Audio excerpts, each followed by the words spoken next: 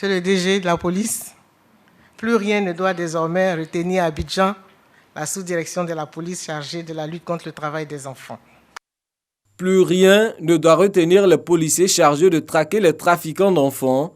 Les moyens utiles à l'accomplissement de leur mission sont désormais disponibles.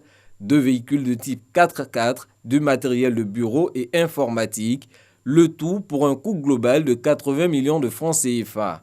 Un don du Comité national de surveillance des actions de lutte contre la traite, l'exploitation et le travail des enfants, présidé par la première dame Dominique Ouattara.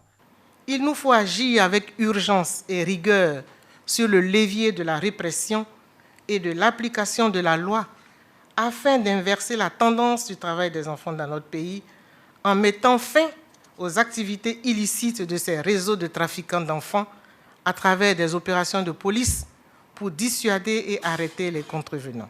Il sera fait bon usage de ce matériel destiné à la sous-direction de la police nationale chargée de la lutte contre le travail des enfants, assure le ministre de l'Intérieur et de la Sécurité.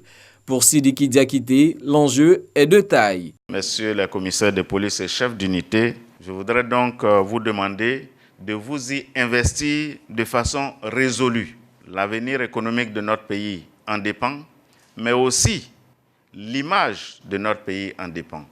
Parce que nous ne souhaitons pas que la Côte d'Ivoire conserve cette image dégradante d'enfants utilisés dans des plantations alors qu'ils devraient plutôt être à l'école, se former. C'est ça aussi l'avenir de notre pays. Cette remise de matériel traduit la mise en œuvre du 3e plan d'action national de lutte contre le travail des enfants, lancé en juin dernier par la première dame Dominique Ouattara. De 2012 à ce jour, les forces de police ont mis fin aux activités de 200 trafiquants d'enfants.